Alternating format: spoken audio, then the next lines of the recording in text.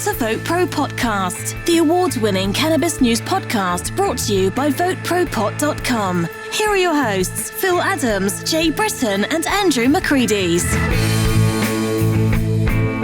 Women who use cannabis, according to a recent study, tend to be more satisfied sexually. Did you know that?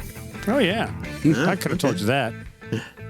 Federal legalization bill was introduced by a Minnesota senator. We're going to give you all the details on that. And we're going to talk about how COVID is affecting retail weed sales and the industry at large. But first, this is an important development, and I'm frankly just a little surprised, not shocked, but a little surprised by it. Hold on, Phil. Tell everybody where you are.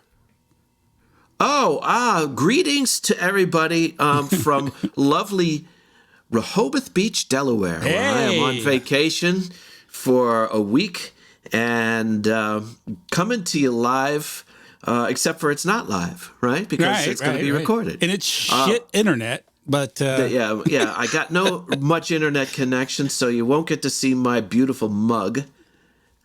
Or my ugly mug, depending on how you're looking at it. We'll put a picture up of something. We'll get you covered. Yeah, we'll put a picture up of somebody. Of you in a Speedo, right? That's what the audience wants. It might be me, or it might be somebody else. I can't guarantee that it's going to be me. Because did you take your American? Did you take your American flag Speedo to the beach? There you go. I did. And your sombrero. Where are you going to wear the sombrero? And my scuba that's fins. A look. Or cowboy boots will work too. That ensemble, I think. Well, there will be pictures up, and they could be compromising, but you're just going to have to wait and see. But for now, I'm coming to you via audio or as if I was German, I would say that. I'm not, but. The first thing we're going to get to here is that cannabis legalization will not be part of the Democratic Party platform. Does that surprise you guys? Not at all. There's so much shit on there. The platform's so crowded.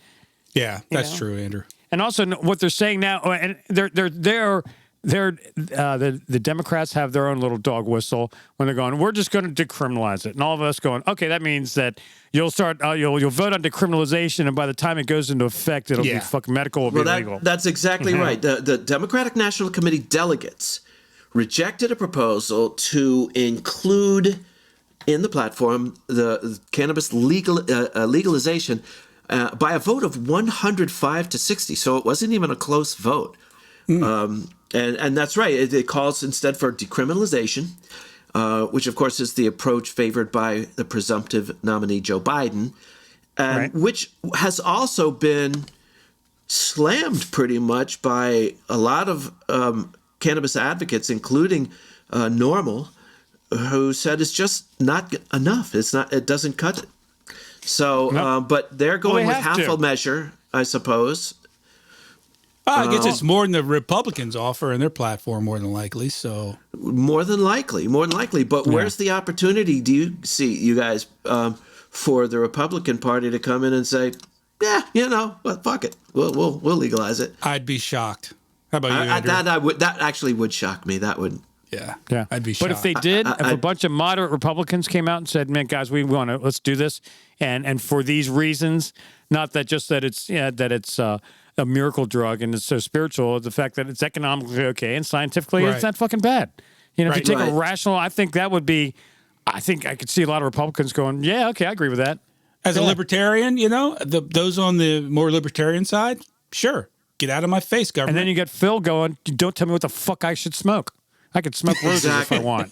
Yeah, right? Exactly. And now it seems, though, that the Republican Party as a group is not ready for this message, which means that we and I have work to do to convince those those politicians to get on board.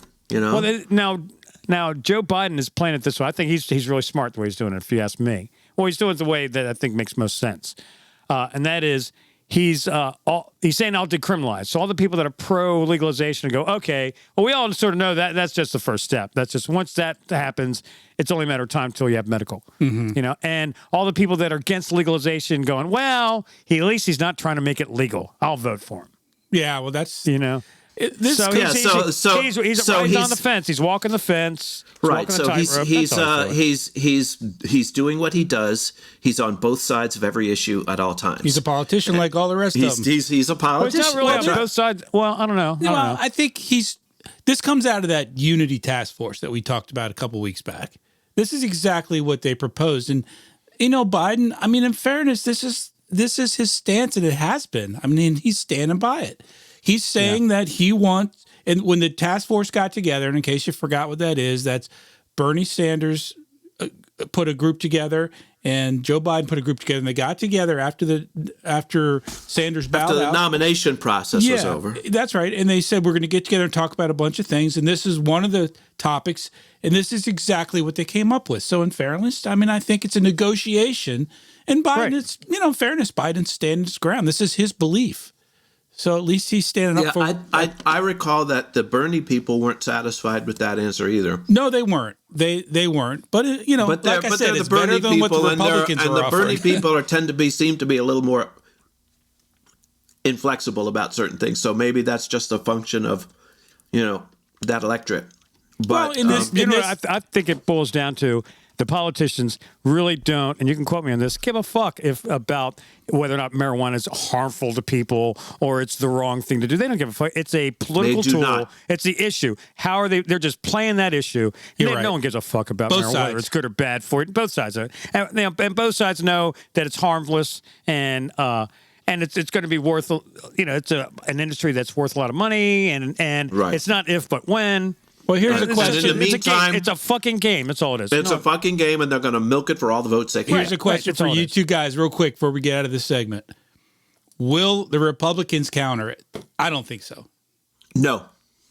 Andrew? I think I agree with you. No, but I hope that a few do. I think a few stand up, go, guys, this is fun. It's a moderate Republican. If they start doing that, I think they could start a little momentum, because post-Trump, what is the Republican Party going to do? There's going to be some moderates that are going to start, gathering. I think somewhere in the middle. I could see Rand Paul. I could see the libertarian side of the Republican Party, which is not very big, but the Rand Pauls. I could see them coming up and saying, look, we need some income, we need some money, we need some tax revenue. This stuff is harmless. Let's go ahead and let's get it off the frickin' get it off Schedule 1 and move forward, make some money. Right. Right. Until it's off the Controlled Substances Act, it is still nothing's going to change in the cannabis industry. So decriminalizing, it doesn't help the cannabis industry. And it really, it's nice if people don't spend the rest of their lives in jail because they have a joint in their pocket. Right. I would be glad to see that. But it really is half a loaf. So I guess we'll take what we can get. Yeah. But it really needs to be off the Controlled Substances Act. And which, if I may just go ahead and do the next one too, that has actually been, and I'll do this real quick, introduced into the Senate by a Minnesota senator by the name of Tina Smith, who she introduced what would remove cannabis from the Controlled Substances Act. It would regulate cannabis like alcohol and tobacco, and turn over the regulatory authority to the Food and Drug Administration. So right on. Now, it doesn't have any co-sponsors yet, and it's sitting in the Senate Judiciary Committee, which is chaired by Republican Lindsey Graham. Now, I don't really know what Lindsey Graham's attitudes are towards legalization, but I don't recall him ever making any moves toward it before. No. So I guess we'll just have to see. So there it is. I mean, it's been introduced. If you're from Minnesota or if you're not from Minnesota, and you want to contact Senator Tina Smith and contact your senator and say, co-sponsor this with Senator Smith, that would be probably helpful to the cause. I wonder if she'll get any co-sponsors, do you think? God, you'd like to hope Yes. so. I hope Come yes, on, Greg yes. Andrews. Jesus. I think At there this will be point, some. Got to be somebody. Right. And mean, it wouldn't it's surprise me ridiculous. if there was one or two Republican co-sponsors to it. Yeah, okay. That doesn't mean it's going to go anywhere in the Senate, but well, we were saying it's a how. start. It's a start. Well, we were saying how. Well, I kind of believe that if as long as Trump was in office, so there's a Republican administration, the chances are they're not going to legalize. And if he gets reelected, the chances are it's going to be 4 more years before it get legalized. But do you think if a Democrat gets elected, do you think they will legalize? I know there's a greater chance, but do you think it'll actually go through, or it's I'm not sure still that's true. going to be stuck in the mud? I'm not sure that's true. I'm not sure I accept your premise. Me either. But Well, I don't know. Do you think? I mean, we had that lobbyist Steve Fox on, Yeah. who knows more about this than most people, and he seemed to be quite confident that if you put it in front of Trump, he'd sign it. Yeah. He would rather have Okay. legislation come to his desk than be the one to Right. do it himself. so Andrew's which he question could is do. better aimed at the Senate, I think, than the president. Well, At whoever the Senate, than at the president. Mitch McConnell and whether he's then a still Republican majority, yeah. Yeah, I think that's the better Now, question. if a Democratic majority takes over the Senate, maybe. I think so. So Of course, that's- by that's then, what- then, you're right, then we'll that's have what it really comes universal down health, to. Health care, but So then the question is, if Trump's reelected, and let's say the Senate goes Democrat, and we have a Democratic House, they pass a bill, will Trump sign it? That's Yeah. the question. But here's a question: what if there's a Democratic president, but the Republicans maintain the Senate? I don't think it'll happen. It'll never reach his desk. And I but think they're going to be able to do some. I'm with Jay. Well, that'd be interesting. Yeah, Yeah. we'll see. We'll see. That's the fun in politics, the game. The interesting thing about cannabis is a lot of the stuff, is really comes out of left field. It totally does. surprises you. Like, geez, what the fuck? Like, Oklahoma and well, the big That's one now, I right. think is South Dakota. Yeah. They're voting on legalizing marijuana and recreational. I know. And The first even- time ever. Exactly. This is dope. And Boom. even just the fact that someone has introduced this as a Senate Right. bill, Right. 5 years That's ago, right. that would never happen. hell no. Right. A couple Never years ago, it happened. wouldn't have So happened. we'll even that in itself is kind of a victory. I think it's a So- big victory. The Yeah. bar's moving. The bar's moving. Yes, in the it right is. direction. You guys want to talk about the ladies and sex and cannabis? That's all I ever When want have to we talk about. ever wanted? When have we ever wanted to talk about? We've known each other for 50 years. Yeah, that's and all when we have ever want to talk about. And when have we ever talked about anything but? Really, Jay? Since we were 10 years old. I'm looking at an article here in I mean, this whole podcast was originally based on how will this affect our relationships with meeting women? Well, not me, gentlemen. I'm happily married, no, unlike you no, two. you're happily married, no. but so you guys can react to this article more so than me. Well, maybe not. But anyway, this is from Ganjapreneur by T.G. Branfald, who we do his articles a lot. He's a great cannabis journalist. And the title line of the article is Study: Women Who Use Cannabis Are More Sexually Satisfied. Okay. A study published last month in the journal Sexual Medicine suggests that women who use cannabis on a regular basis have better orgasms, higher arousal, and more sexual satisfaction overall. The study is the first of its kind to use a validated questionnaire to assess the association between female sexual function and aspects of cannabis use. The study included 452 women aged 30 to 49, of which 72.8% used cannabis more than 6 times a week. Most of the women, 81.6%, were in a relationship, and 46.7% of the participants usually consumed cannabis by smoking flower.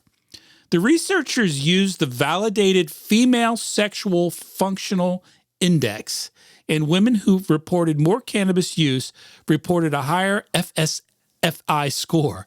Moreover, women who increased their use by just 1 use per week reported an increase in their total FSFI. I'm not familiar with that. What is that? FSFI. What is That's that? the Female Sexual Function Index. You didn't know that? Come on, man. Like I thought everybody knew about the. I did too. Andrew's just out of the loop. Well, I knew about it, but I call it something else. I know. So it says here, moreover, women who increased their use by just once a week reported an increase in total FSFI, including in desire, arousal, orgasm, and satisfaction domains. What do you think? It's just silence. Wow. That's like the... Well, it makes sense because actually what happens is if you get a right strain, matter of fact, there's probably the best strain for a woman to smoke to increase her appreciation of a sexual experience. To heighten her arousal. Right. You want one that has a big body high so her body can relax. But then you don't want one that's so psychoactive that she is disoriented and too wasted, but just enough to make her giggle a little bit and maybe loosen her inhibitions just a little. I think the inhibitions has a lot to do with it. And that between those two combinations of that and then someone she's comfortable with, right. and you're a healthy relationship, bang, yeah, you're going to be bang is the word. Crossing the goal line, if you know what I mean. The interesting thing here mentioned in this article, there's been a couple other studies recently. Last year, a cannabis company called Ease partnered with a vibrator manufacturer, Lioness, on a report that suggested cannabis makes sex lives better. The study found that 85% of respondents were more satisfied with their orgasms during solo sessions and 79% during partner sessions. Additionally, 84% reported that cannabis improved their experience with sex toys during solo sessions, while 79% agreed, but for partner sessions only. What do you think? Oh, talking about weed whacking, right? Yeah, that makes sense to me. I mean, also I think if you, as a couple, you're sharing the experience of it's like sitting down, drinking a nice glass of wine, or sitting down smoking a nice joint of something. A lot of couples will enjoy sharing that experience and just bonds them closer, and that evolves into a romantic thing where you're loosened up, your ambitions a little go, your body's relaxed. Yeah, man, it sounds great. Well, the authors note Come to think of it, I've had that experience before. Yeah, the exact mechanism by which cannabis may increase sexual function in women is unknown, but the endocannabinoid system has been postulated to be involved in the female sexual function. So, you know what we need? We need some of the ladies out there listening to call in at 240-257-2441. That's our message line. And for $3.99 a minute, you can talk to Jay. You can talk to Jay. Hell, I'll pay you. So anyway, what's our next story, guys? A second ago you were happily married, but... Well, that's another thing. What about the women we know? Now I know my ex. I had a girl that I lived with for years. She enjoyed cannabis, and she loved to smoke weed before a romantic session. I mean, not every time, but it was sort of nice. I think what you said, Andrew, all kidding aside, a lot of it is that it relaxes you and makes you more comfortable. And I mean, let's face it, a lot of sex is a lot about enjoying sex, whether you're a man or a woman, is relaxing and enjoying your partner. And plus, and all those little aches and pains that might kind of... True. You power through them, but then it doesn't make it as enjoyable. It just smooths all that out. So, it really does help. Well, let us know what you think, folks. All right. Well, besides... So, hey, guys, guess what I did today? This is what I call a segue. Is that something you do with a vibrator? Or? No, I went to the dispensary. What? Get out of here! No, I know. It just and you never would have guessed. No, it was a special on concentrates, and I buy a vape cart every other month. I mean, I'm into microdosing. Yeah, I microdose. I use them, a fair amount of time, but I just don't go through a lot of it. I just do one little puff here, one or two little puffs here and there, And I'm not sucking, drawing these huge vape hits that blow clouds. I mean, my idea is that you'd never cough and you just barely see a little smoke come out. That's all. You just need a little bit, Yeah. And so there was a sale. So I went by there, and they also had it special of 2 pre-roll tubes for $25, and there's 2 joints in each tube, And so, I when they're on sale, I always like pick one up, and that way you can sort of have a stash somewhere of a couple of tubes of pre-rolls in there as like a strategic reserve. But I show up again today, and a nice dispensary. Before the COVID, the great service inside. It was really nice laid out. The bud tenders had a nice setup, I show up, and there's a security guy. He's wearing a shirt. It says security. And, of course, he's wearing a mask, of course. But then he's wearing, like, this military, fatigue pants, with the pockets, like the cami stuff, and, like, military boots. And he has, like, handcuffs and stuff on. And he walks up, and I'm just going, God, that just so reminds me of just, and he comes up, ID. It's like, man, here, papers, chill, please. buddy. It's like, really, this is not, like, I'm not feeling warm and fuzzy right now. I'm really not, So you show me, and then no interaction, absolutely no interaction with you whatsoever. Really? They were talking to some other people. There was a girl leaving, and the guy was like, he was offered to do everything but push her car home. He like was super attentive to her. Me didn't even know. But I understand. I'm an old guy. But still. And then there was like someone sitting at a desk inside. And then you go in and you go up to basically like a bank window. So is it like one person at a time kind of thing? Well, they have two windows. So you're standing in line outside, and you go in outside in the heat or in the rain, whatever. Right. I'm thinking, man, why don't they put up a tent or something? Stand under. But anyway, a row of umbrellas would work. Anyway, but again, so I walk up, and they said, "Did you phone in your order?" I said, "Well, yeah, of course I didn't phone it in. But I ordered online, because they said you have to do that, So of course you." And so they get it to me. And they, I pay, and they tell me amount. I give them the money, and they bring me my change back. That's all. There was no interaction. They never asked, "Was there anything else you'd like?" Any questions? Nothing. And that's a shame. So it's really changed because of COVID, I guess. Right. It's all absolutely because of COVID. Yeah. Well, the people out front, it sounds like, are not bud tenders. They're security personnel. Well, the bud tenders are behind the glass. The only people you see face to face is a security guy. Then you turn around, the security guy has a little desk there, and on the desk is a big jar. It's a tip jar. And I'm going, what do you got a tip for? Right, I'm going, I can understand if I walked inside and said, "Well, what's good today?" And the bud tender goes, "Oh, this is good," or "This is good," or "Hey, Mr. Johnson," or "Hey, Drew, what's up?" "Oh, I know you like OG Kush, man, and we were just about to run out of it, and I put an eighth aside because I saw you had an order pickup coming in, so I put that calls for a tip or something like that. I mean, I tipped the shit out of that guy. Sure, Yeah. Yep. Yeah. And especially if he was proactive and called me, "Hey, man, we got your favorite your favorite strain in today. Would you like to order some and just put it aside and you can come pick it up?" Or I'll deliver it to you. That's interesting. Your experience. Why? That's what customer service is about. I don't know why they aren't doing these, and that's what I'm saying. The what is going on in the dispensaries, and what is the future going to be like? Because right now it's a seller's market. Because you walk up and say either buy from us or fuck you, go to something else. Yeah. Well, I didn't have that same experience at my dispensary. There was security personnel there. But they just kind of sat there and were keeping an eye on things. The bud tenders were the ones that came, and it was curbside, so they're coming to my car, and they were friendly. Now, I didn't involve in any kind of customer service where I needed advice or anything like that. What's new today?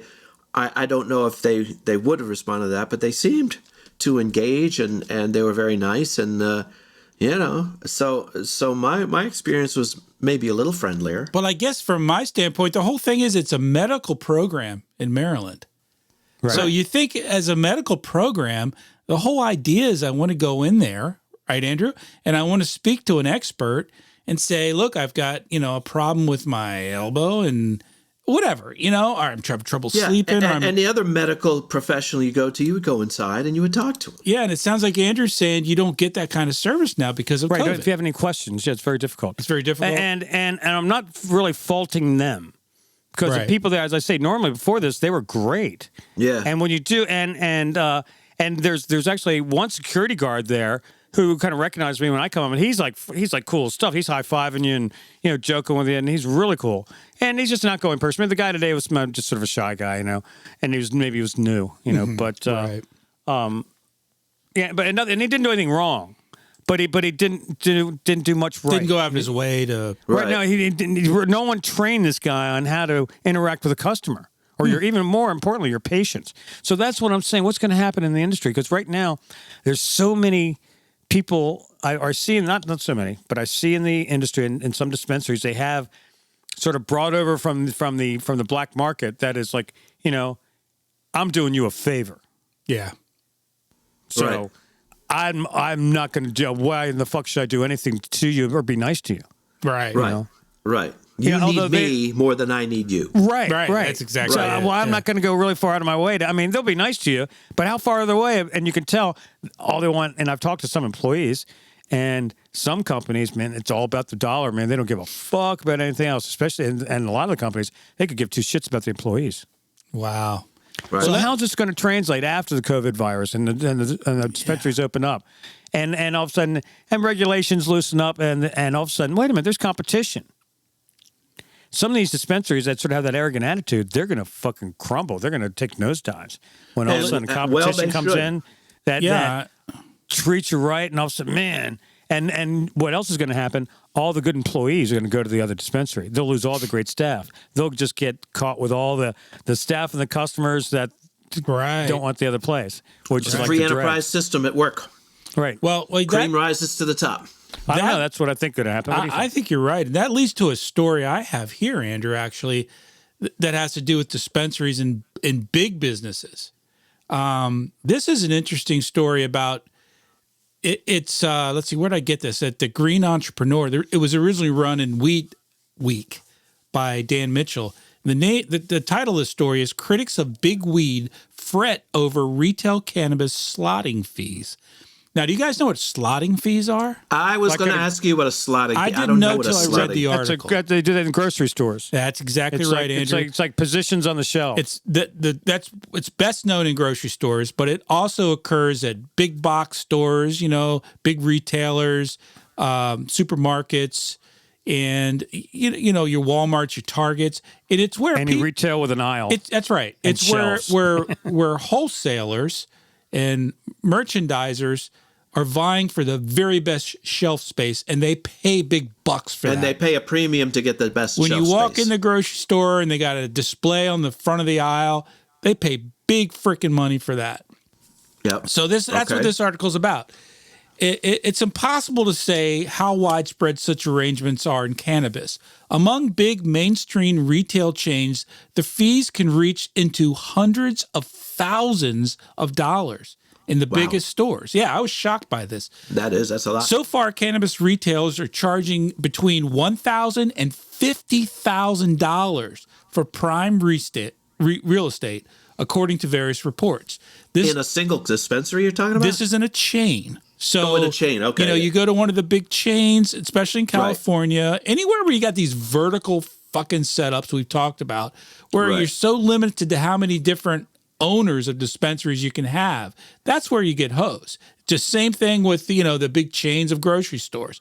So you're talking $1,000 to $50,000 to find, and what it's doing is it's really squeezing the boutique brands out because they don't have the money to do that. Both sides of the slotting fee deals are reluctant to talk about the practice. One dispensary owner in San Francisco Bay Area, who asked not to be identified, said he would rather make money from sales than from slotting fees, but he has very little choice. Now, it says here that in some cases, and this is a case in bookstores, when you had the big chain bookstores, which you don't see much anymore, and not very much. And in groceries, some of the grocery chains make more fucking money from slotting fees than they do selling groceries. Wow. They will charge $1 million a year to get certain things at the eye level on a shelf. And this is talking about groceries, but what some of the side effects of that are that people tend to buy shitty food because the people that pay for that are the people selling junk food. And they put it all on the eye level shelf and they pay tens and the impulse eye and hundreds of thousands of dollars to get their fucking Cheetos at eye level. So that's what you buy. Well, the other big deal are like, I think at Costco, at the end of the aisles at Costco, there's always a big special. Stand. Right? Exactly. That's it. And that's why Kellogg's will go there and you'll see. Do you know how much they pay for that, Cheerios Andrew? and Rice. Yeah, exactly. Millions. But that's chain wide, and for them and when you pay $1 million for that, and you consider you're selling $150 million worth of cereal, it's probably that's okay. It's probably no brainer for them. That's right. I'll give you $1 million. Yeah. This must be worth it for the manufacturers. So, but how does that work? How does it work in a dispensary? What Well, here's the thing about the dispensary. Because it's not really like retail displays, at least the ones I've been. Well, it is in California, really. though. A lot of these are like fucking iPhone stores, and slotting fees have existed for decades, as we talked about. The legality of slotting fees in cannabis is murky right now. California law doesn't specifically address the issue for cannabis as it does for liquor, where the Alcoholic Beverage Control Act forbids the practice. So you're not allowed to do that. You're not allowed to do that with alcohol, at least in California. You can't, one of the big bourbon, manufacturers can't go in and say, I'll pay you $20,000 to put my shit right up front when I walk in the door. It varies from state to state. But in California, you can't do that. You can't do it with liquor. So with liquor, they're expecting a lawsuit pretty soon because it doesn't specifically call it out in the cannabis regulations or laws for California, but it's really hurting some of the big retailers like these ones we discussed in San Francisco and LA. It's really hurting the little boutique growers. It's not shelf space that's for sale. Some retailers offer whole suites of marketing services. Planet 13 is a huge retailer in Las Vegas. They charge $10,000 per month and up and higher for packages that include prime shelf space as well as promotional events and social media posts, according to an executive at one of the dispensary's largest suppliers who asked not to be identified. So think about that for a minute. $10,000 a month. They asked in order to prominently display your products, to really push them in the store, plus have, media events and social media and bullshit like that. Right. And that's $10,000 a month coming out of the manufacturers or suppliers' pockets. And you got to believe they wouldn't do it if it wasn't worth it to them. Well, good point. Because what this one guy said is in the article is that one of the reasons they have to do this is because they have to compete with the black market. It's one of the reasons. And, so you've got to sell so much product to just break even, and it's worth paying that extra. I mean, it's a marketing fee is what it is. Yeah. Well, also, I think where else are these people advertising? How are they also going to market their product? Good point. Right, they can't go anywhere else. Yeah. Right, because they can't put it not on TV and radio and print. Put on a billboard. Or a billboard. Some places they can, but it's very limited. So this is, I guess, this is where their marketing budget is going. That's a good point, Andrew. That's exactly right. That's where their marketing. Because also, it's very difficult to even promote themselves online. But but when these dispensaries are marketing your product as a featured product at their dispensary, they're not just maybe doing it on their Facebook page. They're doing it on Weed Maps, and they're doing it on text, and they're texting now. That's the big thing for cannabis now. Yeah. Our dispensaries are texting the deals. I get texts from all kinds of dispensaries. Come by Curaleaf today, man. We got I've been getting those specials. We got Verona carts on sale for 30% off. Right. Right. So that's interesting. That's where the marketing dollar's going. Or else, if you're a processor, or a grower, and you had a product, how are you going to market it? How do you market your marijuana nowadays? Right. Well, it's a sign of the time. Phil, you're a marketing guy. Yeah, you're a marketing guy, Phil. This is a how do you market sign cannabis, of man? how big cannabis is going to be. Well, that's the question, and you gotta be where you can go. Now, the question is going to be how much of these workarounds that we're seeing today in the cannabis industry are going to stick around once cannabis is off Schedule 1. Right. But Jay, you mentioned the black market and competing with that. Apparently, COVID pandemic has seen the sales of the legal cannabis industry expanding its market share versus illegal weed sales, which is interesting. I know. I saw that too. We've all seen how the COVID pandemic has helped out the dispensaries, but with social distancing, a lot of cannabis customers not as inclined to have somebody come into their house or go to somebody's house. I hadn't thought about that until I saw especially people they don't really know. Right. Yeah. This is according to Politico. Also, many are kind of leery, more and more so, of products that are coming from unregulated sources. Now that they're so much more, they're getting accustomed to getting safety conscious, right? Getting a product that they know what they're getting. Yeah. Right. So, and I think part of it is that COVID weary Americans, I guess, are just smoking more weed. They're getting high more often. So that's right. So also, you really can't expect the black market guy because he's not really known for following regulations. Not so much. Yeah. Right. It's not really their wheelhouse. Right. So that's right. That's interesting, though. So a lot's happened during the COVID thing as it relates to cannabis that we didn't see coming. I remember when this thing first hit and we were doing this show several months ago, I guess early April or something. We said, oh, man, the cannabis business is fucked, right? Remember that? Right. And just the opposite happened. Just the opposite. It's like, holy crap. Yeah. Well, we didn't know they were going to be considered a necessary business or whatever. Essential. Yeah. Essential. Yeah, that's right.